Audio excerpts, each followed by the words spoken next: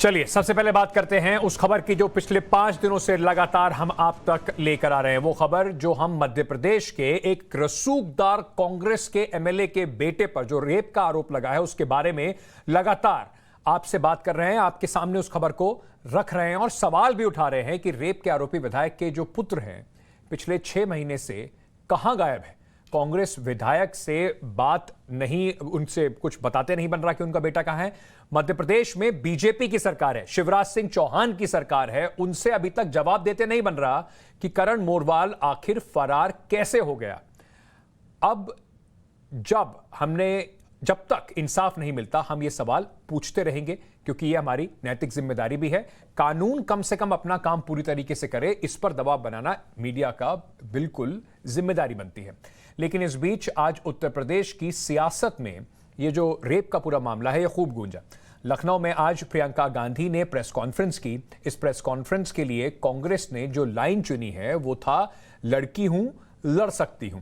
लेकिन जब times now के संवाददाता ने प्रियंका गांधी से मध्य प्रदेश की उन्हीं की पार्टी की यूथ कांग्रेस की कार्यकर्ता की जो लड़ाई है, इंसाफ की लड़ाई है, उसका मुद्दा उठाया तो हमारे हाथ लगा सिर्फ सन्नाटा। चलिए आपको दिखाते हैं कि आज जब हमने ये सवाल उठाया तो इसका असर क्या हुआ। प्रियंका गांधी लखीमपुर के मुद्दे पर भी बोली। प्रियंका ने उन्नाव का भी मुद्दा उठाया था। प्रियंका हाथरस केस में भी काफी मुखर रही थी।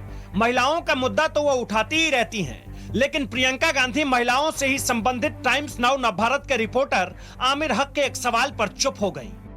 मुद्दा था मध्य प्रदेश का। जैसे ही प्रियंका के सामने सवाल आया वो बगले झांकने लगी। Ma'am, you've rightly brought up the issue of women in politics and the kind of empowerment that they deserve.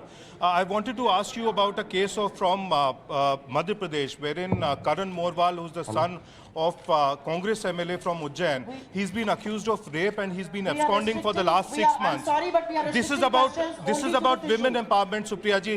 She's responding. This is a historic issue. I will not let any other questions. Supriya ji, let Priyanka ji respond. She's responding. Can we do one thing? Shall we have a separate interview and I'll answer your question? Just one reaction on this, ma'am. Next question, please. महिला सशक्तिकरण, महिलाओं की सियासत में भागीदारी, ये सारी बातें तो बहुत अच्छी हैं। लेकिन ये कैसा रवैया है कि यूपी में अगले साल चुनाव है तो महिलाओं की चिंता और मध्य प्रदेश में अपनी ही पार्टी की एक महिला की शिकायत पर घोर चुप्पी। इसी को कहते हैं मौके वाली राजनीति। और इस मौके वाली राजनीति और मौके पर मुद्दे चुनने वाली बातें प्रियंका गांधी पर बिल्कुल फिट बैठ रही है। इस तस्वीर को देखिए। जैसे ही आमिर हक सवाल पूछने लगे, प्रियंका कुछ बोलती उससे पहले ही सुप्रिया श्रीनेत बोलने लगी। जवाब ही मांगा जा रहा था, प्रियंका ने नहीं दिया। बगल से सुप्रिया श्रीनेत एक ही बात कह रही थी, अगला सवाल, अगला सवाल। मध्य प्रदेश में रेप पीड़िता लगातार शिकायत कर रही है, पुलिस थाने के चक्कर लगा रही है, गुहार लगा रही है, लेकिन उसकी बातों को पार्टी में भी कोई सुनने वाला नहीं है। अब प्रियंका ने मौका दिया है तो बीजेपी अपने तरीके से इसे भुनाने की कोशिश में है।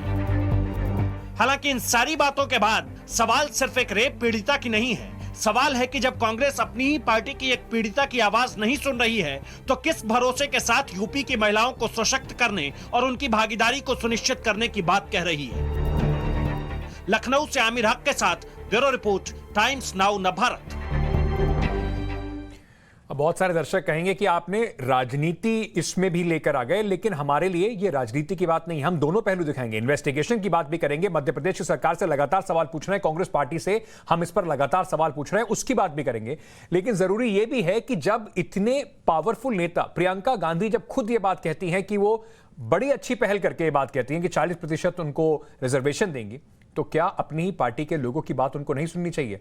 आमिर हक इस वक्त हमारे साथ जुड़ रहे हैं। मेरे सहयोगी वहीं पर थे जब उन्होंने ये सवाल सीधा पूछा प्रियंका गांधी से।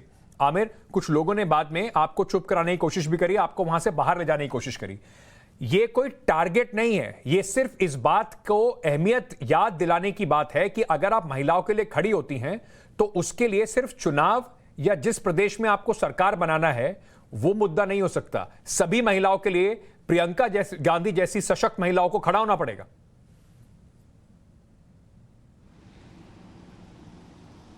जी बिल्कुल अंकित, और देखिए बहुत से लोग खासतौर से विपक्ष से ये सवाल अक्सर उठाते हैं कि मीडिया दरअसल विपक्ष से ही सवाल क्यों पूछता है, सरकार से सवाल क्यों नहीं पूछता है। तो ये एक टेस्ट केस है जहां हम सरकार से भी सवाल पूछ रहे हैं। मध्य प्रदेश में भारतीय जनता पार्टी की सरकार है, वहां के मुख्यमंत्री शिवराज चौहान से भी सवाल पूछे गए, लेकिन कांग्रेस पार्टी से सवाल पूछना भी बनता था, और ख़ासतौर से ऐसे मौके पर जहां प्रियंका गांधी जो राष्ट्रीय महासचिव हैं पार्टी की और बड़ा चेहरा है पार्टी का और महिला हैं खुद, और उस समय वो महिलाओं को सशक्त करने की बात ही कह रही थी। लखनऊ में जो प्रेस कॉन्फ्रेंस चल रही थी, 40% आरक्षण महिला उम्मीदवारों को देने की बात की जा रही थी आने वाले उत्तर प्रदेश के विधानसभा चुनाव में। तो ऐसे में ये सवाल पूछना तो बनता था, क्योंकि पिछले 4-5 दिन से टाइम्स नाउ नवभारत लगातार ये सवाल उठा रहा है कि आखिर एक कांग्रेस पार्टी के एक विधायक जो कि उज्जैन से हैं, उनका बेटा पिछले 6-7 महीनों से फरार है, खासतौर से बलात्कार के आरोपों के बाद।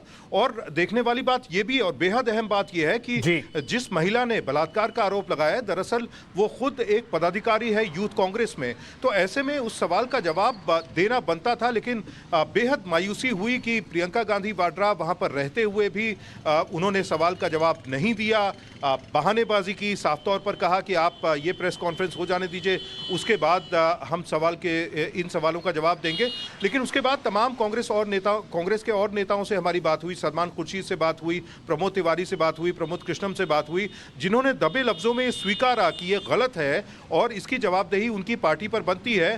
उनके खिलाफ एक्शन भी होना चाहिए जो लोग कसूरवार हैं, जिनके ऊपर आरोप लगाए जा रहे हैं। लेकिन बेहद हैरानी की बात और मायूस करने वाली बात कि खुद कांग्रेस पार्टी की राष्ट्रीय महासचिव प्रियंका गांधी वाड्रा, जो उस समय महिलाओं के सशक्तिकरण की बात कर रही थी, उन्होंने चुप्पी साध ली इस सवाल पर कि उनकी ही पार्टी का एक विधायक और उसका बेटा, जिस बेटे के ऊपर रेप के आरोप है, वो आखिर क्यों फरार है, क्यों पार्टी कोई एक्शन नहीं ले रही है उन विधायक और उनके बेटे के खिलाफ। बिल्कुल, अगर कांग्रेस पार्टी ये मांग करती है, और मैं इन दोनों की कोई तुलना नहीं करना चाहता हूं, मैं सिर्फ आपको बताना चाहता हूं कि राजनीति में थोड़ी एकसार लाना चाहिए कम से कम अपने स्टैंड में। अगर आपको लगता है कि लखीमपुर में जो हुआ उसके लिए मंत्री जी भी जिम्मेदार हैं, उनके ऊपर भी एक्शन होना चाहिए, तो क्या विधायक जो एक पावरफुल विधायक हैं, 6 महीने से उनका बेटा फरार है, मैं ये नहीं कह रहा हूं कि उनको सूली पर चढ़ा दीजिए, कांग्रेस पार्टी कम से कम सवाल जवाब तो करे। अभी हम जो खबरें आपको रोज दिखा रहे हैं उसमें लगता है कि कांग्रेस पार्टी कहीं ना कहीं इस मामले को दबाना चाहती है। आमिर, बहुत बहुत शुक्रिया हमसे जुड़ने के लिए। आमिर ने सवाल भी उठाया और लगातार इस बात को हम उठाते रहे हैं। हमारे साथ गोविंद भी जुड़ रहे हैं। गोविंद मध्य प्रदेश से लगातार इस मामले को उठा रहे हैं, एक एक इसके पहलू को हमारे सामने ला रहे हैं। पर गोविंद पे जाने से पहले, गोविंद, क्योंकि मैं आपसे बहुत सारी चीजें जानना चाहता हूं इन्वेस्टिगेशन को लेकर, कल जिस तरीके से हमने बातचीत करी, मैं पहले दर्शकों को हम ये छोटी सी एक रिपोर्ट दिखा देते हैं, जिस रिपोर्ट से दर्शकों को समझ में आएगा कि अभी हाल क्या है। इन सारी बातों के बीच में सवाल अभी भी यही बरकरार है कि करण मोरवाल कहां है, उसे कौन बचा रहा है। टाइम्स ऑफ भारत लगातार यह सवाल उठा रहा है, लगातार पूछ रहा है कि करण की गिरफ्तारी क्यों नहीं हो रही, और इसका जो असर है वो अब दिखने भी लगा है। आज पुलिस ने करण के भाई शिवम को थाने बुलाया पूछताछ करने के लिए। इसके बाद पीछे पीछे कांग्रेस के विधायक मुरली मोरवाल खुद ही थाने पहुंच गए। इससे पहले कि मुरली मोरवाल के एक भतीजे भी थोड़ी देर पहले वो भी थाने पहुंचे थे, लेकिन जब गोविंद गुर्जर ने, जिनसे हम थोड़ी देर में भी बात करेंगे, उनसे सवाल पूछा तो अपनी मोटरसाइकिल उठा के वो सिर्फ भागते हुए नजर आए।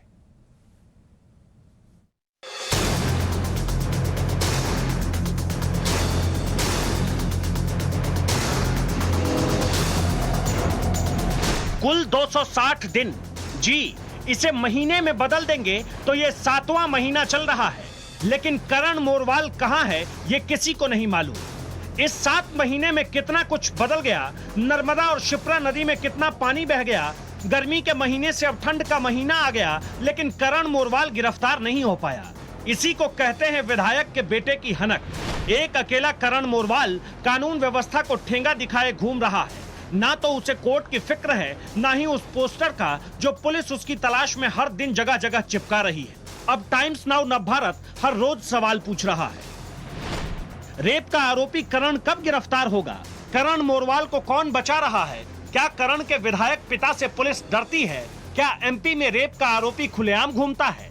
ये सवाल अब सिर्फ सवाल नहीं है, मध्य प्रदेश की शिवराज सरकार के लिए साख का सब्जेक्ट भी बन गया है। अब पुलिस की एक्शन बढ़ी तो है, लेकिन करण अभी भी फरार है। गिरफ्त में आया है करण का भाई शिवम। इधर शिवम को पुलिस लाई तो उसका चचेरा भाई नितिन थाने तक ऐसे पहुंचा जैसे चुंबक लोहे की तरफ भागता है। टाइम्स नाउ संवाददाता गोविंद गुर्जर वहीं मौजूद थे। करण के चचेरे भाई नितिन से पूछा, बताओ करण कहाँ है? नितिन ने बाइक स्टार्ट की, मौके से चल निकला। मुरली मोरवाल के जो भतीजे हैं वो हैं, उनसे बात करेंगे। आप ये बताइए, आपके भाई को यहाँ पुलिस उठाकर लाई है, आप यहाँ क्यों आए हैं? मैं भाई को देखने आया था, मैं आ रहा हूँ मैं। तो आपके ताऊ हैं मुरली मोरवाल जो है? ताऊ हैं या चाचा हैं जो बता रहे हैं आप? ताऊ है ना। अच्छा, तो यहाँ किस लिए आया? क्या पुलिस तो अपनी कार्रवाई करेगी ना? आपका भाई पिछले कई महीनों से फरार है, आपसे बात हुई आपके? अपने कोई बात नहीं। तो आप क्यों आए? पुलिस पर दबाव बनाने आए हैं क्या? नहीं नहीं नहीं, तो क्या वजह है कि आप? ये तो सिर्फ देखने आया था, भाई आया कि नहीं आया। पुलिस तो राउंड अप करेगी ना, जब इतना बवाल मचा हुआ है। एक लड़की पिछले 6 महीने से इंसाफ के लिए लड़ रही है और आप उनके भतीजे हैं मुरली मोरवाल के। यहाँ क्या बचाव करने आए हैं अपने भाई का? मैं तो किस लिए आए? देखने आया था वो कि वो छोटा वाले भाई को लाए थे, बस ये। क्या नाम है आपका?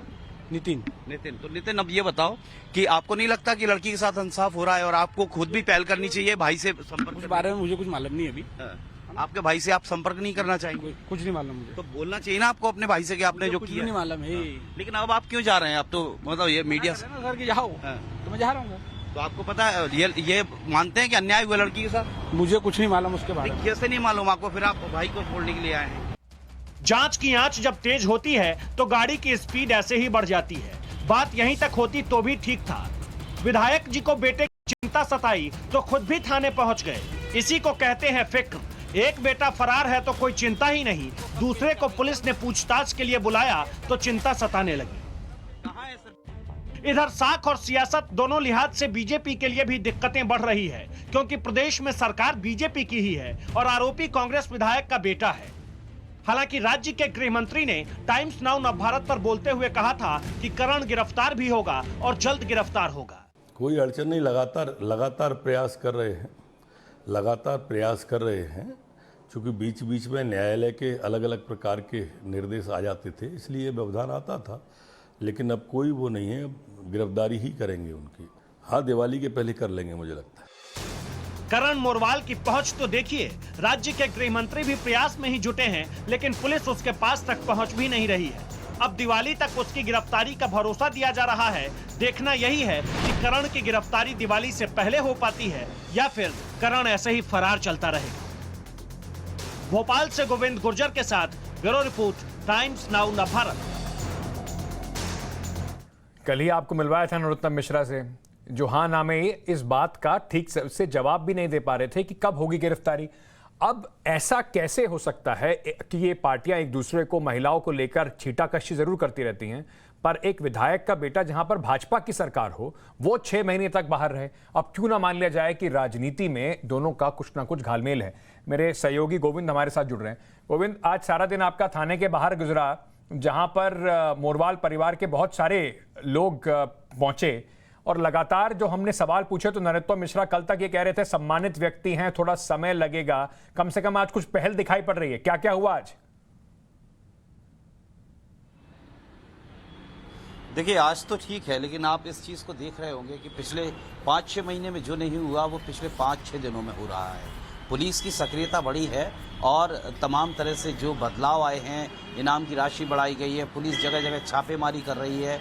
पुलिस ने जो करण मोरवाल का भाई है उसको उठा लिया है, राउंड अप कर लिया है पूछताछ के लिए। करण जो फरार है उसका वेयर अबाउट कहाँ है, कहाँ उसका मिल सकता है, तो ये तमाम पूछताछ उससे अभी थाने में चली रही है।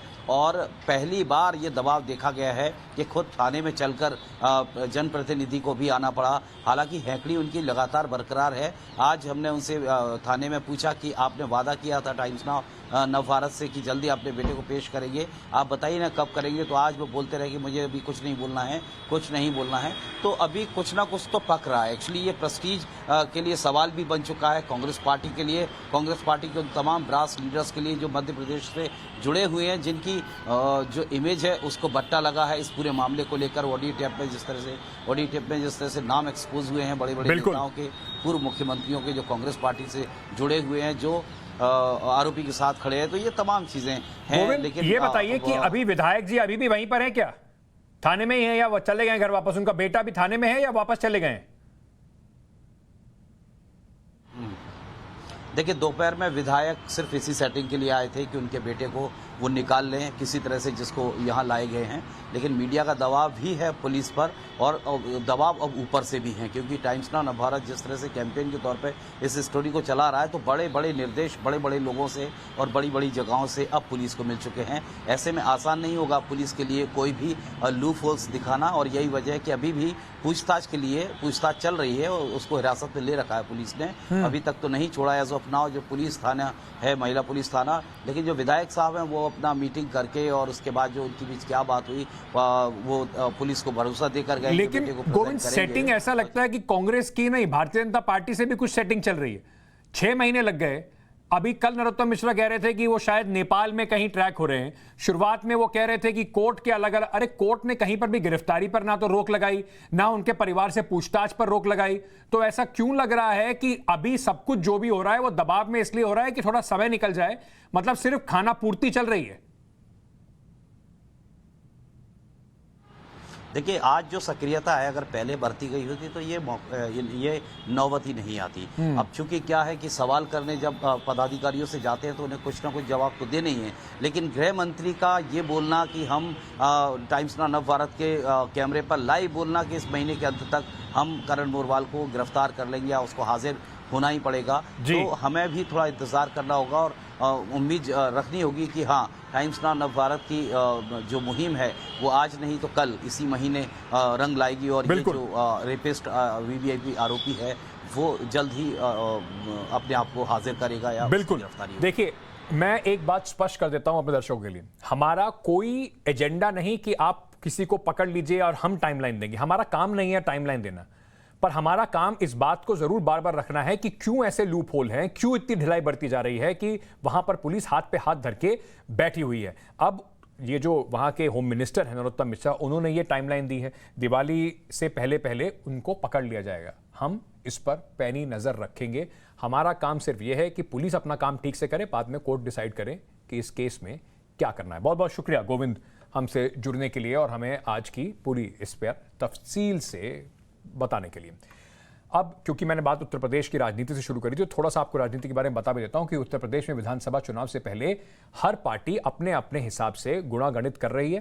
कांग्रेस महासचिव प्रियंका गांधी ने जिस प्रेस कॉन्फ्रेंस में हमने उनसे सवाल भी पूछा, आज उन्होंने प्रेस कॉन्फ्रेंस की और कहा कि कांग्रेस इस बार उत्तर प्रदेश में 40% महिलाओं को टिकट देगी। प्रियंका जब प्रेस कॉन्फ्रेंस कर रही थी तो पीछे एक पोस्टर लगा हुआ था जिसमें लिखा था, लड़की हूं, लड़ सकती हूं। उन्होंने कहा कि अगर महिलाओं को मौका देने से वो जीतती हैं तो ये नजीर बनेगा, बाकी राज्यों में महिलाओं को और ज्यादा टिकट भी मिलेंगे। हमने तय किया है कि आने वाले विधानसभा चुनाव में उत्तर प्रदेश में कांग्रेस पार्टी 40% टिकट महिलाओं को देगी।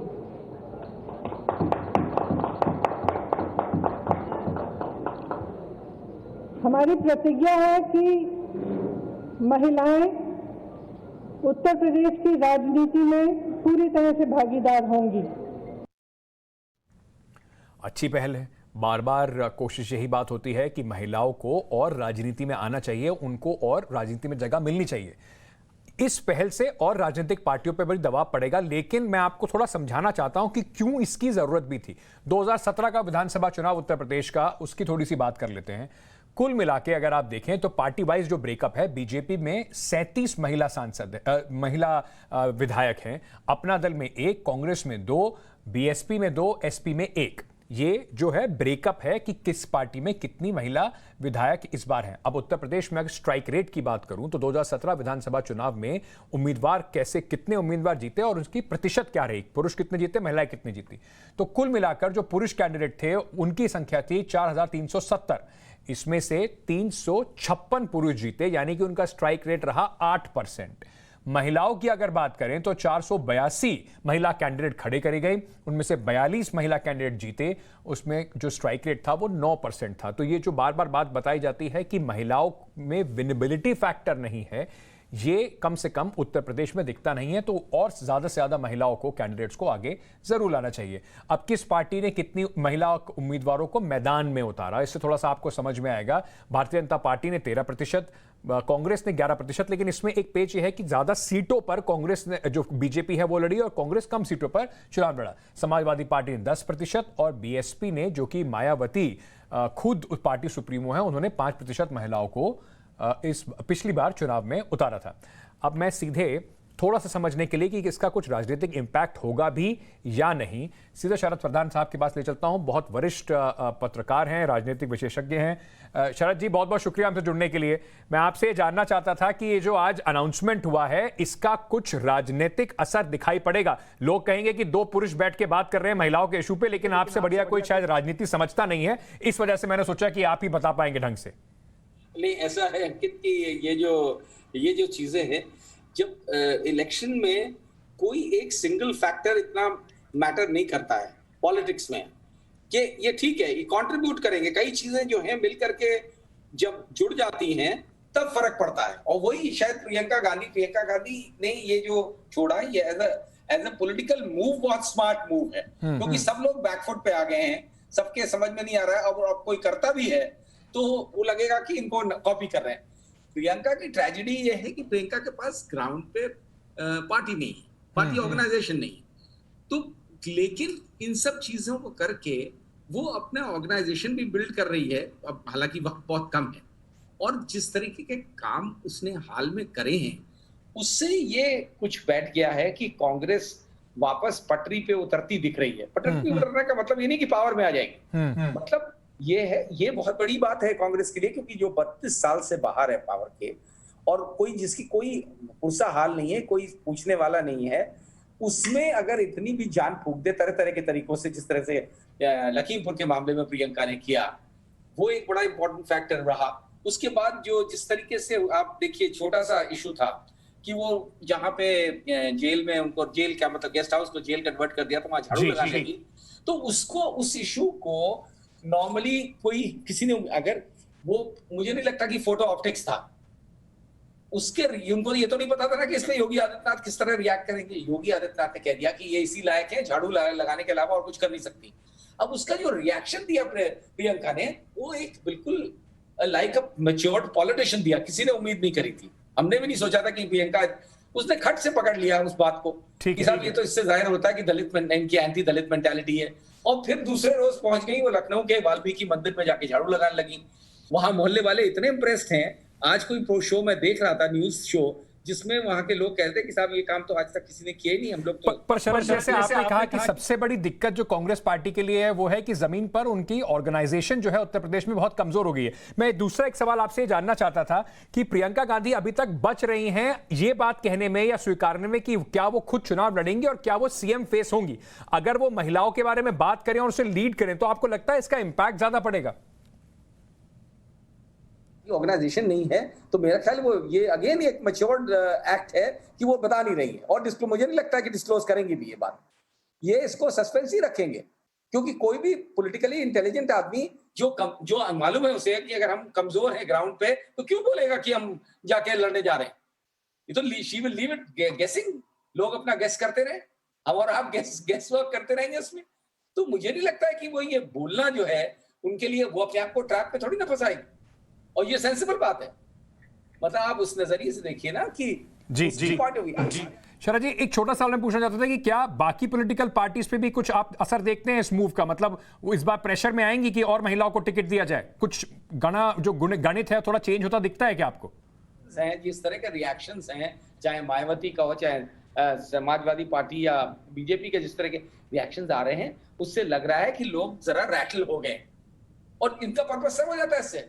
अगर कोई ये चीज करे और दूसरे लोग उस पर रिएक्ट करें और घबराए वो दिखें, तो ये तो पर्पस सब हो रहा है इस पार्टी का। तो ये तो पार्टी को मौका मिल रहा है हर मूव से।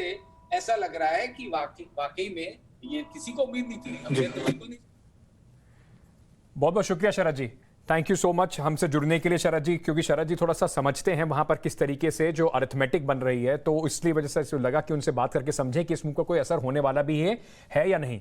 लेकिन कुल मिलाकर अगर आपकी राजनीतिक जड़ें मजबूत नहीं होंगी तो कितना इंपैक्ट इसका होगा वो आगे वाले चुनाव में देखने वाली बात जरूर होगी। अब बात करते हैं उस आसमानी आफत की जिससे उत्तर से लेकर दक्षिण भारत तक सारे लोग परेशान हैं। उत्तराखंड में तो हालात ऐसे हैं कि 2 दर्जन से ज्यादा लोगों की मौत हो चुकी है। नैनीताल से लेकर हल्द्वानी तक, चमोली से लेकर रामगढ़ तक हर जगह सिर्फ बाढ़ का पहरा है।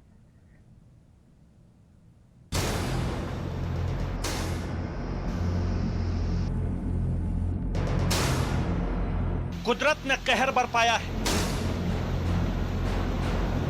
चारों ओर तबाही का मंजर छाया है। बारिश ऐसी कि जल प्रलय आया है। उत्तर का मंजर है। नैनीताल, हल्द्वानी, रामगढ़, चमोली हर जगह बाढ़ का सितम है।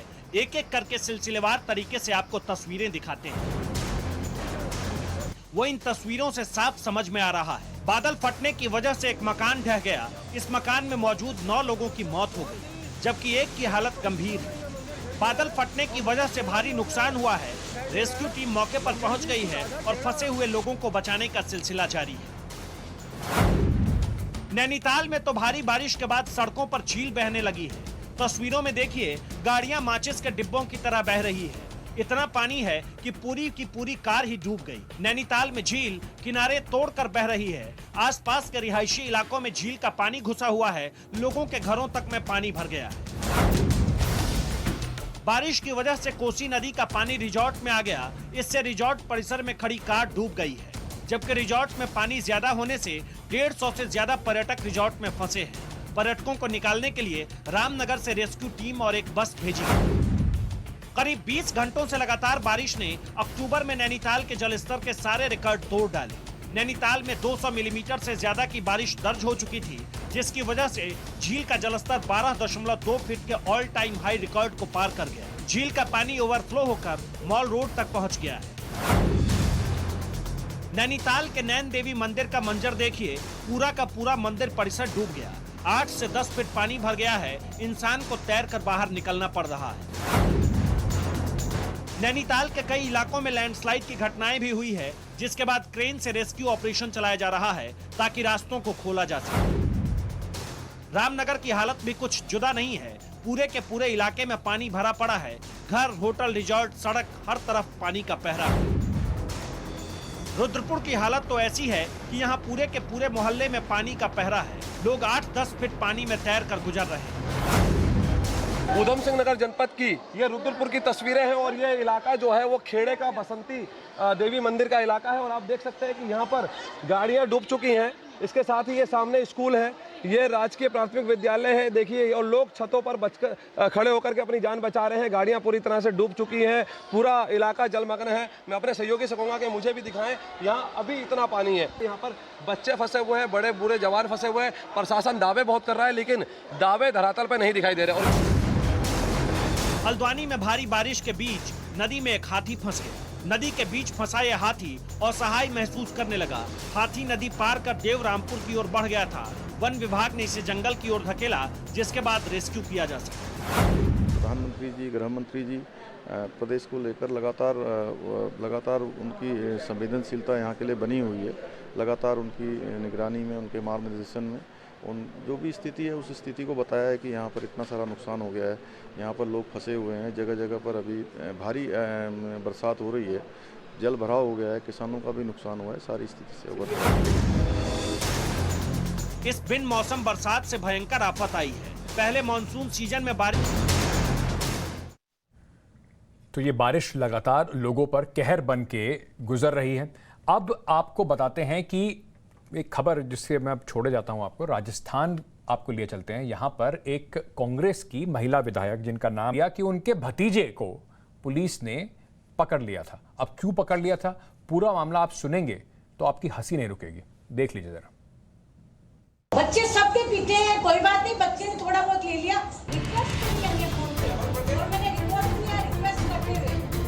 सुना आपने, मैडम कह रही हैं बच्चे सबके पीते हैं। कोई बात नहीं, बच्चे ने थोड़ा बहुत ले लिया। बच्चे सबके पीते हैं, कोई बात नहीं, बच्चे ने थोड़ा बहुत ले लिया।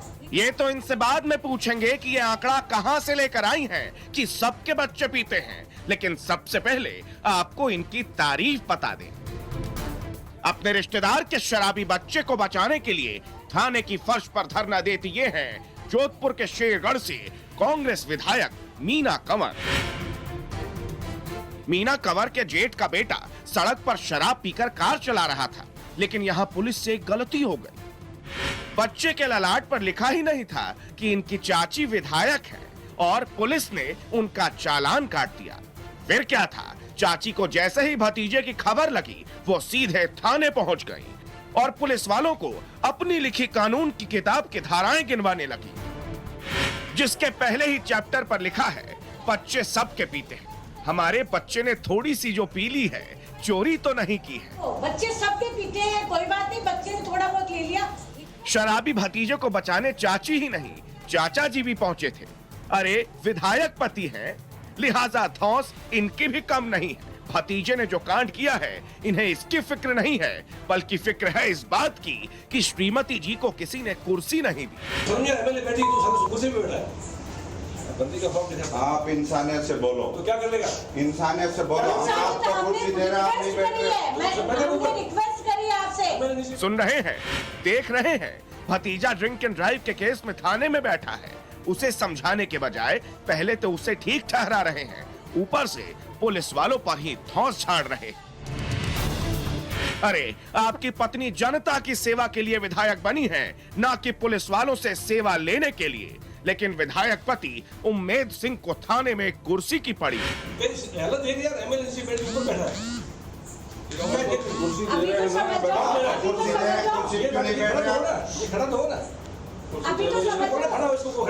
अभी तो समझ जाओ आप। ये कुर्सी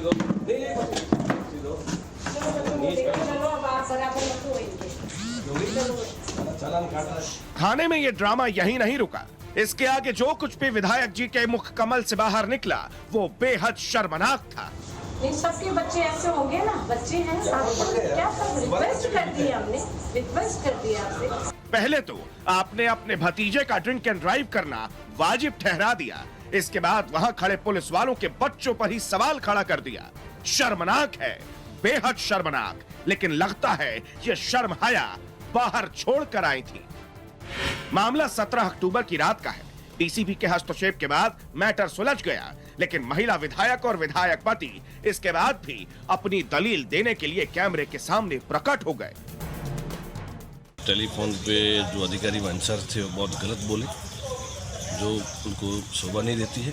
फिर जब हम गए तो एक भी कर्मचारी न तो कुर्सी से उठा, न हमारी सुनी, न मैडम को चेयर दी।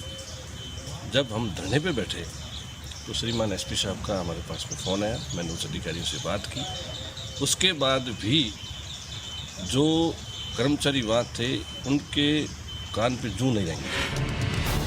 प्रिया उम्मेद सिंह, क्या आप किसी रियासत के राजा हैं? आम नागरिक हैं जनाब। आपके भतीजे ने अपराध किया था, पुलिस ने उसी के हिसाब से आपको ट्रीट किया। और हाँ, जहाँ तक विधायक को कुर्सी देने की बात है तो जनाब झूठ तो ना बोले, क्योंकि आप भले ही झूठ बोल ले, तस्वीरें नहीं बोलती। मेरे हस्बैंड के साथ पहले ही उन्होंने फ़ोन पे हमने बड़ी रिक्वेस्ट करी। फ़ोन पे हमने बोला अब बच्चा है, बच्चे को छोड़ दीजिए। उन्होंने कहा नहीं, ये किसका बच्चा है, कौन विधायक है, इस तरह से वो बोले। और हम वहाँ तुरंत मैं और मेरे हस्बैंड वहाँ पहुँचे और वहाँ जाकर हमने रिक्वेस्ट करी कि कोई बात नहीं, बच्चा है, छोड़ दीजिए। तो उन्होंने कहा बिल्कुल ये नहीं होगा आपके साथ, हम इस तरह से बच्चे को पनिश करेंगे, रात को रखेंगे इसको। विधायक जी, अगर पुलिस ने ऐसा कहा है तो क्या गलत कहा? शराब पीकर गाड़ी चलाना अपराध है, ऐसे में पुलिस कार्रवाई तो जरूर करेगी। विधायक इनकी चाची हैं, इस बिना पर उसे छोड़ तो नहीं दिया जाएगा। और शराब के नशे में गाड़ी चलाते किसी बच्चे को पुलिस थाने नहीं ले जाएगी तो क्या किसी पब में और पीने का इंतजाम करेगी? विधायक और उनके पति के इस ड्रामे के बाद मामला और बढ़ गया है। वीडियो हर जगह सुर्खियां बटोर रहा है, लिहाजा पुलिस की फजीहत भी बढ़ गई है। इस वीडियो की भी जांच की जा रही है। आज अखबार में भी एक आया था, उसकी हम जांच करवा रहे हैं। एसीपी ईस्ट को जांच दी जा रही है। जैसी जांच सामने आएगी हम आपको बताने की स्थिति में होंगे क्या था क्या घटना नहीं। वीडियो की जांच की जा रही है, होनी भी चाहिए। ये विधायक हैं, ये कानून बनाते हैं, लेकिन खुद ही इसका मखौल उड़ाते हैं। जब पुलिस प्रशासन इनके बनाए कानून को लागू करने की कोशिश करती है तो उसके सामने ये खुद रोड़ा बनकर खड़े हो जाते हैं। विधायक मैडम ने भी यही किया है। लेकिन यहाँ इन्हें इस बात का जवाब भी देना पड़ेगा कि भगवान न करे अगर भूल चूक से शराब के नशे में इनके भतीजे से कोई हादसा हो गया, गाड़ी के सामने कोई आ गया, तो क्या उससे भी जाकर विधायक मीणा कंवर यही कहेंगी, बच्चे सबके पीते हैं, कोई बात नहीं, बच्चे ने थोड़ा बहुत ले लिया। बच्चे सबके पीते हैं, कोई बात नहीं, बच्चे ने थोड़ा बहुत ले लिया। रिक्वेस्ट। भंवर पुष्पेंद्र, जोधपुर, टाइम्स नाउ, नव भारत। बताइए, विधायक साहब इतनी छोटी सी बात के लिए उनको आना पड़ा। अब विधायक हैं तो कुर्सी सबसे बड़ी उनके लिए ज़रूरी होती है, वो कुर्सी भी उन्हें वहाँ नहीं मिली। खैर, इस देश में शायद कुछ राज्यों में, स्पेशली जहाँ से मैं आता हूँ उत्तर प्रदेश से, वहाँ पर इस बात का समाधान निकाल लिया गया है। गाड़ी पर ही लिख दीजिए, चाची विधायक है हमारी, कोई दिक्कत नहीं होगी। चलिए, आज के लिए लोकतंत्र में इतना ही। कल फिर होगी मुलाकात, लेकिन आपको कम से कम ये बताता जाता हूँ कि आज 8 बजे लोकतंत्र में, आज 8 बजे जो हमारा कार्यक्रम है सवाल पब्लिक का, उसमें क्या है ख़ास एक ज़रूरी जो बात है वो प्रियंका गांधी ने जो उत्तर प्रदेश में आज प्रेस कॉन्फ्रेंस की, जिसमें 40% जो बातचीत कही गई, उसको लेकर बात करेंगे आज शाम को 8 बजे। तो उसको देखिएगा ज़रूर, हमारा कार्यक्रम सवाल पब्लिक का।